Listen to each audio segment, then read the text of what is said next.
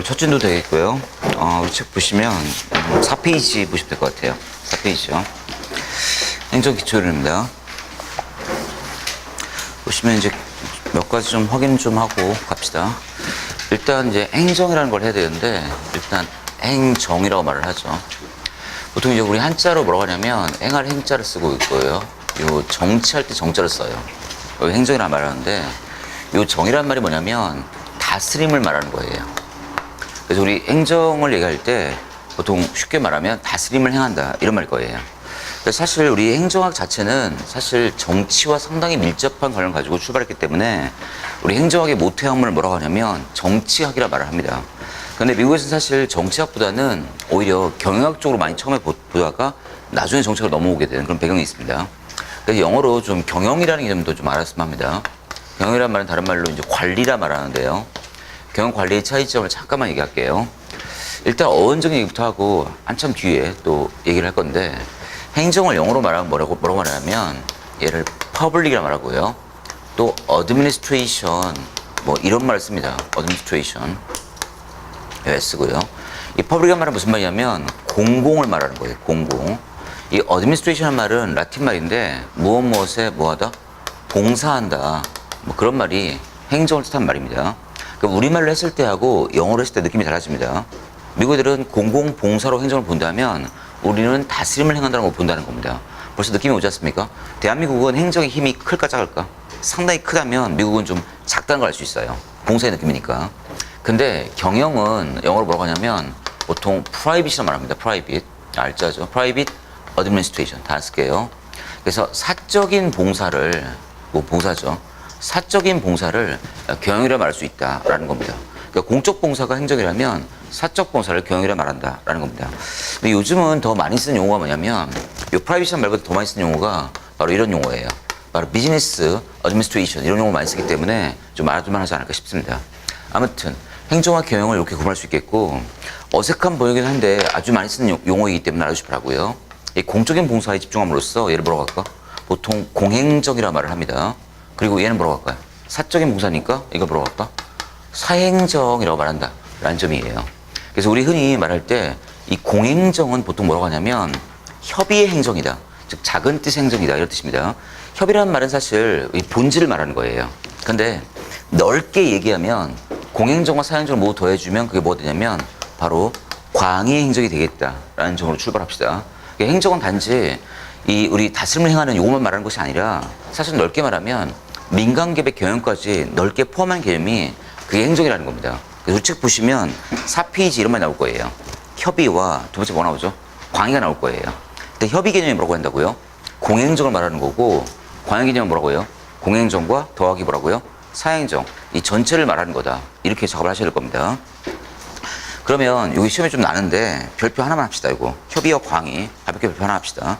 협의라 함은 일단 이런 말 나와요. 정부 관료제란 말 나올 거고요. 정부. 또 뭐가 나오죠? 행정부의 구조, 또 공무원의 활동, 뭐 이런 말들이 나와주면 모두 협의예요. 하여간 정부란 말 튀어나오면 뭐라고요? 협의 말하는 겁니다. 근데 광의로 보면 단지 정부만 말하는 게 아니라는 겁니다. 뭐라고 돼 있죠, 거기? 모든 조직 나와 있죠. 모든 조직이란 말이 튀어나왔다면 이건 협의다, 광의다? 광의를 말하겠죠. 그래서 모든 조직에 적용할 수 있는 밑줄이요, 고도의 합리성을 수반하는 인간의 무슨 행위? 협동 행위를 말한다라고 돼 있다면 이건 광의를 말하는 거예요. 너무 쉽죠? 아무튼 정부나 공무원이 나온다면 당연히 협의일 거고, 이제 정무원이 아니라 민간기업까지 포함한 모든 조직에 있어서의 합리성을 수반하는 인간의 협동 행위를 뭐라고 한다고요? 그를 광행정이다 이렇게 말한다는 겁니다. 그 정도 작업하시면 될 것 같고, 그 다음 나머지는 별로 볼 게 없을 것 같아요. 그 옆에 보시면 이제 5페이지 봅시다. 이제 메서 싱크란 말이 나왔을 거예요. 박스로 돼 있죠. 거기 보시면 로젠블럼의 행정학 접근법이란 말이 나올 거예요. 그래서 거기 로젠블럼의 의견을 가지고 한번 작업을 해보자는 얘기입니다. 첫 번째 보시면 관리 접근법 나올 거예요. 관리가 뭐냐면 이거예요. 바로 경영 접근법을 말하는 거예요. 관리가. 두 번째 정적근법, 이거 말하는 거예요. 정치 말하는 겁니다. 됐고, 이 두 가지가 양대 축인데 이거 말고도 하나 더 있어요. 법적인 접근법이 있다라는 겁니다. 그래서 우리 행정을 로젠블럼 의견을 가지고 한번 나눠보자는 얘기입니다. 첫 번째 뭐라고요? 관리로 볼 수 있겠죠. 관리라 하면 다른 말로 경영이라 말할 수 있겠고, 두 번째는 뭘까요? 정치로 볼 수 있겠고, 마지막으로 법적 의미도 있다라는 겁니다. 이게 두 가지 가장 양대 축인데 이것도 보시겠고, 관리로 본다면 행정은 이거예요. 행정은 뭐냐면 조직을 구성하고 또 볼까? 인적 자원을 뭐하고? 동원하고 또 볼까요? 물적 자원을 뭐할까? 동원하고 이 모두를 관리하는 활동 분야를 우리는 관리죠. 경영적 의미에서의 행정이다라고 말합니다. 사실 행정을 이렇게 정의해버리면 우리 행정학은 경영학과 다를 바가 없어요. 우리 행정학 쪽에서 이걸 어디서 배우냐면 행정조직론에서 배웁니다. 근데 경영학 쪽은 이걸 경영조직론이라고 배우고 우리는 인적자원 도움관리를 인사행정론이라고 배운다면 경영학 쪽은 얘를 인사관리론 이렇게 배워요. 우리는 이거를 재무행정이라고 배운다면 경영학 쪽은 뭐라고 한다고요? 재무관리론이라고 배웁니다. 따라서 경영학과 행정학과 거의 똑같아요. 여러분이 처음에 행정학이라는 과목을 처음에 이렇게 선택 과목을 선택할 때 느꼈던 느낌이 뭐냐면 아마 이런 느낌이었을 거예요. 행정법과 유사하지 않을까? 뭐 이런 느낌을 받았을 거예요. 근데 그런 것도 있지만 오히려 뭐와 유사하다고요? 경영학이나 정치학과 훨씬 더 유사해요. 그런 부분을 함께 확인하시면 되겠고 또 볼게요. 정치적 공부로 본다면 행정은 뭐냐면 이거예요. 시민의 요구에 뭐하기 위한? 요구에 반응하기 위해서 존재하는데 반응하기 위해서 정책을 뭐 할까요? 형성하거나 또 형성이라는 말은 뭐냐면 정책 결정을 말하는 거예요. 아무튼 형성하거나 또는 이 모든 것들을 집행하는 활동 분야를 정적 의미에서의 행정이다. 이렇게 정의할 수 있다는 겁니다. 됐죠? 그러니까 이런 의미로 본다면 정치학과 관련성이 굉장히 깊다라고 말할 수 있다는 점 확인할 수 있을 것 같아요. 그래서 결론부터 얘기할게요. 특히나 행정을 경영으로 이해하면 이 능률성을 엄청 강조하게 되겠고요. 또 행정을 정치로 이해한다면 능률보다 뭘 강조할까? 바로 민주를 강조하는 개념이 된다는 겁니다. 여기 앞에 시민의 요구에 반응한다는 얘기가 이 곧 민주를 말한다. 이런 말일 거예요. 됐습니다. 그래서 능률과 민주는 상당히 배타적이에요. 이걸 높이면 이게 떨어지게 되고 민주를 올리면 이게 떨어지게 돼요. 하지만 뭐가 필요할까? 항상 조화가 필요한 개념을 바라본다라는 거 잊지 맙시다. 능률과 민주를 우리 행정에 뭐라고 한다고요? 양대 이념 이렇게 말한다는 겁니다. 이렇게 끝내기는 좀 아쉬움이 있어서 좀 작업을 좀 할게요. 요걸 좀 이해하려면 옆에다가 참고로 한번 해야 될 것 같은데 제가 앞으로 계속 요 관료제라는 말을 굉장히 많이 쓸 거예요. 관료제. 그래서 관료제, 아까도 얘기했지만 행정은 정부 관료제가 움직이는 것이다 이렇게 말할 수 있는데 관료제를 영어로 뭐라고 하냐면 우리 보통 뷰로크라시라고 그래요. 뷰로크라시. 관료제를 개념 정의할 거예요. 사회과는 항상 개념 정의예요. 관료제는 뭐냐면 대규모화된 무슨 구조일까? 바로 집권 구조를 말한다 라는 점이에요. 이게 관료제에 대한 개념 정의예요. 반드시 기억해 주시기 바라고. 관료제는 뭐다? 대규모화된 무슨 구조다? 집권 구조다 이렇게 말할 수 있겠고 하나 더 할게요. 대규모화되면 될수록 어떤 일이 벌어지냐면 잊지 마세요. 수직 분화가 많아질 거고 수직 분화가 많아진다는 얘기는 무슨 얘기냐면 계층제가 상당히 많이 증가한다 이런 말이고 하나 더 할게요. 수평 분화도 상당히 많아집니다. 그래서 이런 걸 뭐라고 하냐면 우리 분업이다 라고 얘기합니다. 분업이 증가한다 라는 말일 거예요. 아무튼 그렇게 만들어진 대규모화된 집권 구조를 관료제로 말하는데 이걸 그림으로 그리면 앞으로 엄청 많이 그릴 건데 바로 이 그림일 거예요. 일단 대규모화 돼 있고요. 또 계층제 많이 존재할 거고요. 또 뭐가 있을까? 분업도 상당히 많이 존재할 거다라는 겁니다. 그러면서 집권 구조라는 얘기는 뭐예요? 이 사람만 지배한다 라는 겁니다. 이 사람이 지배한다는 얘기를 뭐라고 하냐면 바로 소수 지배 독점이라고 말하는 거예요. 이게 바로 집권이죠. 다른 말을 하나 더 써볼게요. 소수 지배 독점에서 다른 말을 뭐라고 하냐면 보통 과두제의 뭐라고 할까요? 얘를 철칙이다라고 얘기합니다. 여기서 말하는 과두란 말이 뭐냐면 머리가 혼자라는 거예요. 그러니까 혼자 하나의 머리가 존재하는 철칙이 있다는 겁니다. 이게 한마디로 말하면 집권 구조다라는 얘기예요. 그런데 이런 모습은 정부만 있는 모습이 아니라 삼성그룹도 이런 모습으로 돼 있어요. 따라서 관료제는 사실 크게 둘로 구분될 수 있어요. 뭐가 있을까? 우리 흔히 말하는 정부 관료제를 말한다면 또 한 가지 뭐가 있을까? 민간 관료제 또는 뭐가 있을까? 민간 또는 기업 관료제를 말한다라는 겁니다. 얘기 끝났어요. 이 관료제를 주로 연구하는 게 뭐라고요? 협의행정이라면 이 모두를 연구하는 게 뭐라고요? 이게 관행행정이에요. 따라서 관료제라는 개념은 말 자체는 왠지 관료란 말 나오니까 여러분들이 공무원으로 알고 계신데 실제 관료제란 말은 정부도 있지만 민간도 존재할 수 있다는 겁니다. 관료제 개념 정의가 뭐니까? 대규모된 무슨 구조니까? 바로 집권 구조니까. 그리고 저랑 함께 했던 분들은 아마 두 번째 텀 돌아오신 분들은 아실 것 같아요. 조직론에서 수업 들었던 분들, 대규모화되면 뭐가 된다고요? 계층제와 분업이 많아진다는 거 알 수 있을 것 같아요. 됐습니까? 요 연구를 한 사람이 누구냐면 그 사람이 블라우예요. 블라우라는 인물이 이런 연구를 했다는 거 알 수 있을 것 같아요. 특히나 분화가 많이 된다는 얘기는 그 구조가 단순 구조, 복잡 구조, 이 구조가 바로 복잡 구조가 되고 있다는 모습을 보여주는 거다라는 겁니다. 이거 하나 보고 싶었고요. 아무튼 관료제는 뭐라고요? 행정과 경영의 차이점, 공통점?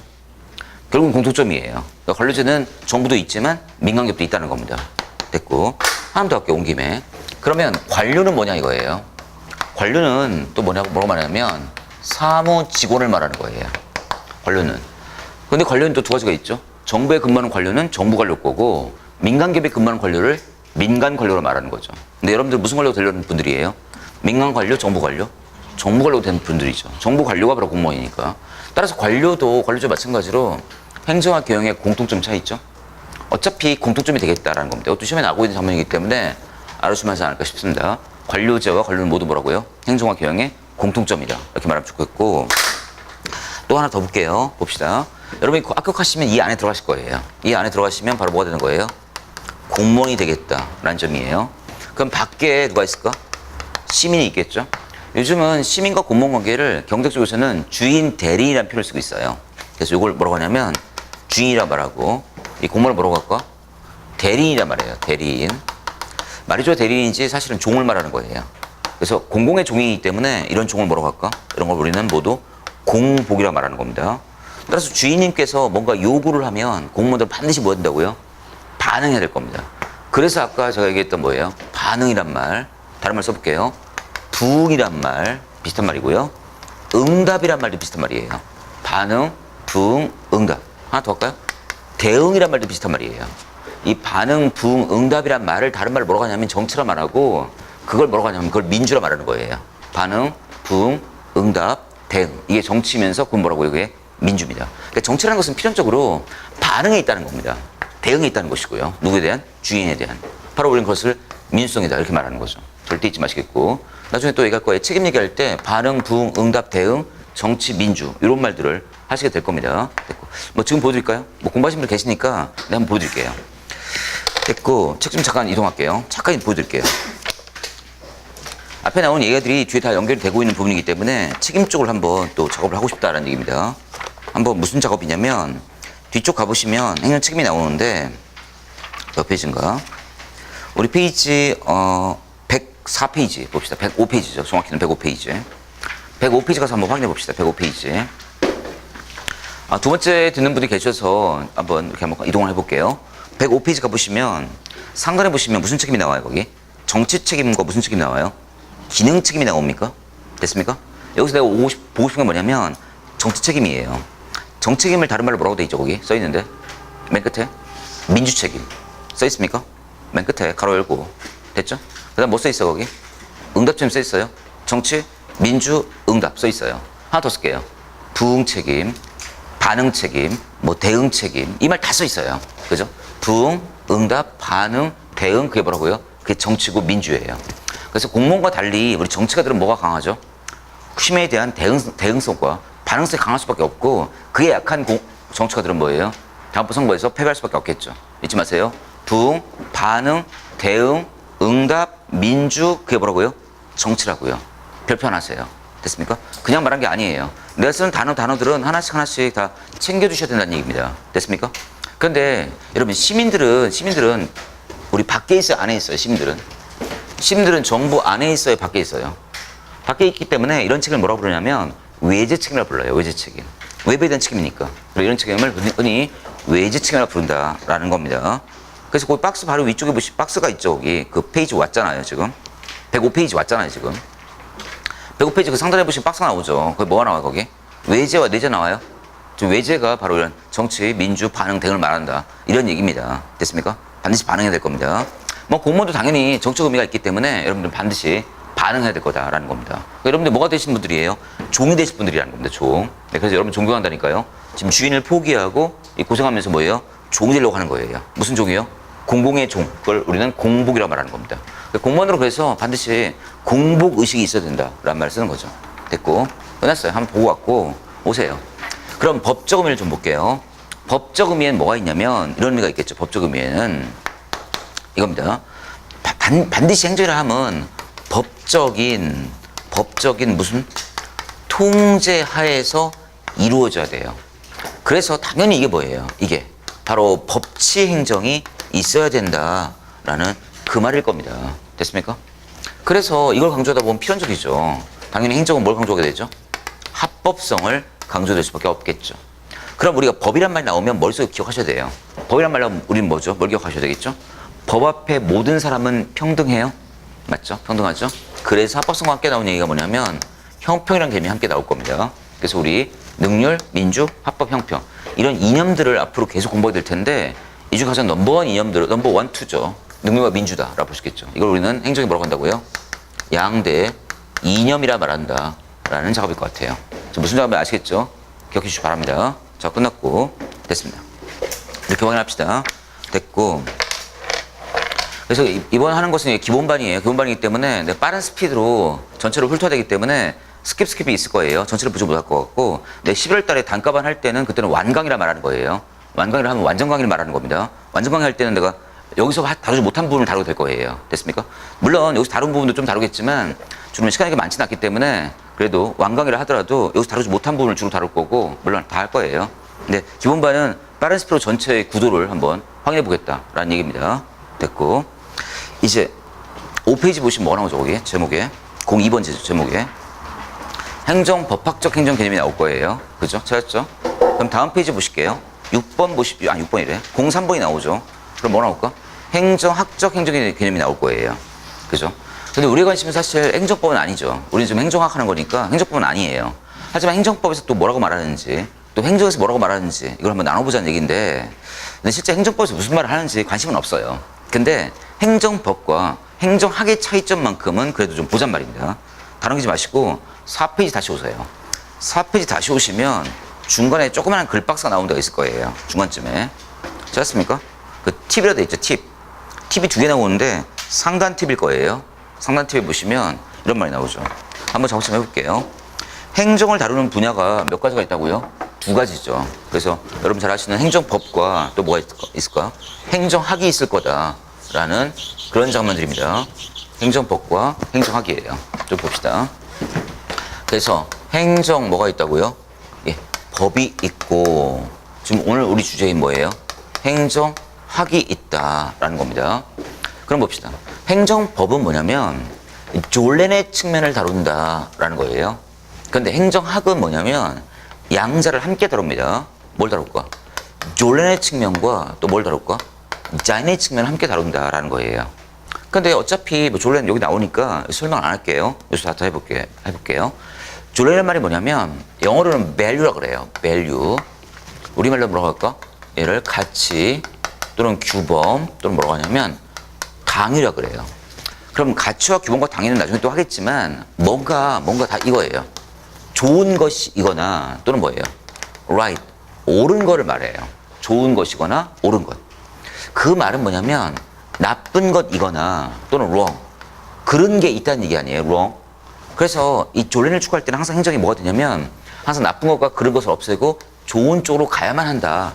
가야겠다라는 생각이 강해요. 이게 행정학의 첫 번째 졸렌적 의미예요.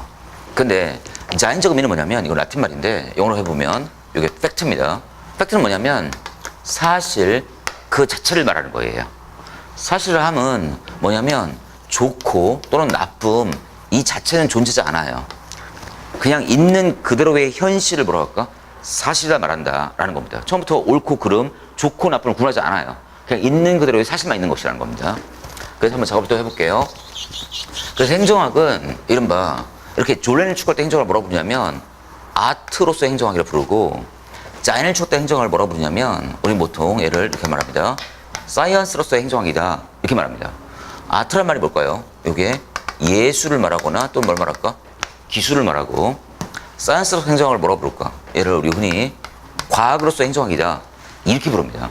그럼 봅시다. 그러면 예술과 과학의 차이점을 얘기할 거예요. 예술, 기술이란 말은 뭐냐면 뭔가 현실의 문제를 그러니까 현실의 문제를 뭐 해보겠다? 문제를 해결해 보겠다는 겁니다. 현실의 문제, 즉 뭔가 나쁜 게 있으니까 좋은 쪽으로 가겠다는 거예요. 됐죠? 또 다른 말로 뭐라고 할까요? 그걸 우리 처방적 이론이다 이렇게 말을 합니다. 그러니까 현실 문제 해결하거나 또는 처방이 나온다면 그건 뭐라고 해요? 아트로스의 행정학이고, 사이언스 볼게요. 사이언스는 처음부터 좋고 나쁨, 옳고 그름이 있어 없어요? 시상초 존재하지 않아요. 단지 어떤 사실이 나오면 우리 사실이 원인이 뭔가, 그 원인이 뭔가만 알아보려고 하는 거예요. 따라서 과학의 목적은 뭐냐면 인과 법칙의 뭘까요? 규명이라는 겁니다. 인과가 뭔죠? 인과가 cause and 뭐라고요? effect예요. 원인과 결과만 보겠다는 겁니다. 다시 말하면 결과가 나왔다는 것은 반드시 뭐가 있다는 얘기예요? 원인이 있었다는 얘기니까 원인을 찾겠다는 얘기예요. 따라서 인과 법칙 규명은 뭐라고요? 그거는 바로 원인 규명을 말한다 라는 점이에요. 그래서 행정학은 과학성이 있으면서 아트성이 있어요. 그래서 우리 학문에서 이것만 추구하는 학문은 뭐라고 하냐면 순수학문이라 말하고, 이 양자를 함께 추구하는 학문은 뭐라고 할까? 응용학문이라 말한다라는 겁니다. 됐습니까? 그래서 대학에서도 순수학문 측면이 강한 학문이 있고 이 양자를 결합한 응용학문 측면이 강한 학문이 있다는 겁니다. 그러나 보통 대학에서 강의하는 내용들은 일반적으로 다 아트보다는 뭐예요? 사이언스가 거의 강해요. 그 중에서 행정학이 아무튼 아트 측면이 좀 있다는 겁니다. 그래서 정치학은 완벽한 순수학문이라면 행정학은 응용학문 측면이 좀 강하고요. 경제학이 순수학문이에요. 그렇다면 경영학은 뭐예요? 아침을 갖고 있다는 겁니다. 요즘 순수학문이 무너지고 있지 않습니까? 아마 이것이 취업과 직결되고 있기 때문에 순수학문이 무너지고 있고 응용학문이 뜨고 있는 이유는 바로 뭐 때문에 그래요? 현실 문제 해결과 처방이 직결되기 때문에 그렇다는 겁니다. 그렇다 하더라도 행정학도 뭐예요? 아트만은 아니에요. 결국 뭐라고요? 과학을 말한다는 거 잊지 마세요. 알아둘 수 있겠죠? 그리고 여러분이 9급이나 7급 과목에서 그나마 이 학이라고 붙어있는 과목이 뭐 있어요? 학이라고 붙어있는 과목이? 뭐 9급에서는 행정밖에 없을 것 같고요. 7급까지 해봤자 뭐 경제학 정도? 학이라고 붙어있다면 그건 이제 과학을 말하는 거예요. 법은 일반적으로 뭐냐면 사실 학문으로 말할 수가 없어요. 그래서 법하는 사람들은 자기들끼리 뭐 행정법학 이런 말 쓰더라고요. 나는 그런 말 쓰고 싶지 않아요. 행정법술 정도지 그건 학문이 아니라는 겁니다. 그러니까 행정법이라는 것 자체가 사실은 아트를 말하는 거예요. 난 그래서 뭐 민법술, 형법술 이렇게 말하지 무슨 민법학, 형법학 이런 말 쓰고 싶지도 않아요. 학이 붙었다는 얘기는 뭐냐면 사이언스를 말한다라는 그런 점이라는 겁니다. 됐습니다. 그래서 여러분들이 이제 학자 돌림 들어가면 여러분들이 학자가 들어가는 과목은 어려워요, 쉬워요? 훨씬 어려워요, 사실상. 근데 여러분들이 지금 이제 들어왔죠, 진입했죠. 지금 보니까 요즘 보니까 학생들이 선택 과목 중에서 행정법이 있고 행정학이 있고 뭐가 있죠? 사회가 있죠. 그리고 뭐 수학이 있고 과학이 있는데 수학, 과학 선택한 사람들은 대부분 이과들이죠. 그래, 이과니까 이과 애들 여기 별로 없잖아요. 안 하고. 그럼 법, 학, 사회 중에 뭘 선택해요? 넘버원 찍는 게 있어요. 다 뭐예요? 사회예요. 이거 찍잖아요. 그죠? 일단 찍어요. 왜? 만만하니까. 했으니까. 그 다음 두 번째 선택 과목. 법이 학이에요. 그럼 일단 학이에요. 그래서 내가 수강생들 숫자 내가 알아봤어, 내가. 했더니 뭐예요? 행정학과 사회가 가장 많고, 그 다음 법은 별로 없고. 이런 얘기예요. 이런 거 이렇게 들어보면 우리는 웃음이 나오는 거예요, 이제. 웃음이 나오는 거예요. 무슨 웃음이 나올까? 이 쉬운 행정법을 왜 안 할까? 이 생각이 드는 거예요. 이 행정법 과목도 아닌 이 과목을 무슨 갖다 놓고 왜 안 하는 생각이 드는 거예요. 근데 여러분은 법하면 무섭죠? 법이 뭐가 무서워? 뭐예요? 졸라만 다르니까 뭐예요? 일면적, 양면적? 일면적이라면 이건 뭐예요? 양면적이다라는 겁니다. 양면적이라면 머리가 아플까 안 아플까? 포커스가 두 개라는 얘기는 머리가 좀 아프다는 얘기예요. 학자 돌림 들어가면 일단 어려워지는 거예요. 왜 어렵냐면 명확하지가 않아요. 여러 학설들이 있으니까 사람마다 다양한 시각이기 때문에 이게 복잡하고 지저분해지는 거예요, 이게요. 됐습니까? 그런데 초보자들은 대부분 법보다는 이제 학을 좋아하실 거예요. 됐죠? 착각하신 거다라는 말씀을 드린다는 겁니다. 그럼 내가 행정학 선생님이 첫 시간부터 학은 어렵고 이건 쉽다고 말하면 여러분들이 이제 행정학 안 들을 거 아니에요. 예, 행정학 어려운 거 분명히 맞아요. 사회 같은 과목하고 레벨이 틀려요, 레벨이. 국어나 무슨 국사 이런 과목하고 레벨이 틀린 과목이에요. 됐습니까? 그러나 최대 장점을 내가 말씀드릴게요. 공무원 시험의 최대 장점은 뭐냐면 우리가 해봤어요. 이걸 다 실험을 해봤어요. 강사들끼리 다 해봤어요.